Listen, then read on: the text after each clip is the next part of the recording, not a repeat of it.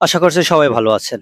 এখন যে ইভেন্টটি দেখছেন এটি ঈদের ২য় দিন অনুষ্ঠিত হয়। আর এটি আয়োজনে ছিলেন হচ্ছে আ কোয়ালিটি লাইফ ফাউন্ডেশন, তৃণমূল দারিদ্র্য বিমোচন পরিষদের ব্যানারে এই আয়োজনটা হয়ে থাকে। আর এটি আয়োজন করা হয় পলাশনগর, শালদহ, মুন্সিনগর ইউনিয়নে, গাজীপুর, সিরাজগঞ্জের এক প্রত্যন্ত অঞ্চলে।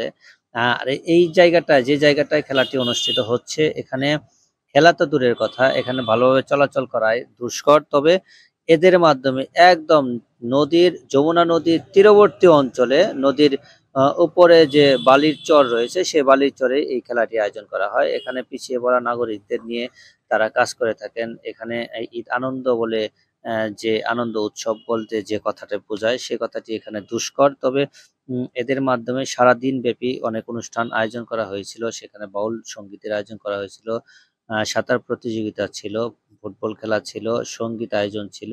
আ আ মাঝখানে তাদের যে খাবারের আয়োজন ছিল, সবদিকে মিলিয়ে খুব সুন্দর একটি আয়োজন ছিল। আর এই আয়োজনটি এখানে করেছিলেন হচ্ছে আমাদের সরিষাবাড়ির কৃতি সন্তান পলাশ কাকা এবং লিটন কাকার মাধ্যমে এখানে এই সুন্দর একটি আয়োজন এবং সুন্দর একটি মুহূর্ত আমি উপভোগ করেছি।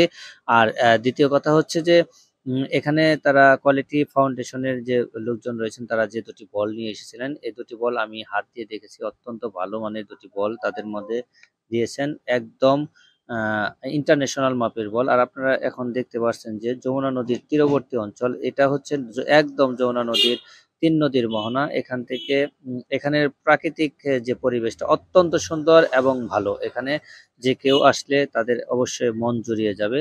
সবাই ভালো থাকবেন, সুস্থ থাকবেন এবং ভিডিওটি কেমন হয়েছে এবং পিছিয়ে পড়া নাগরিকদের নিয়ে যারা কাজ করেন তাদের জন্য শুভকামনা রইল।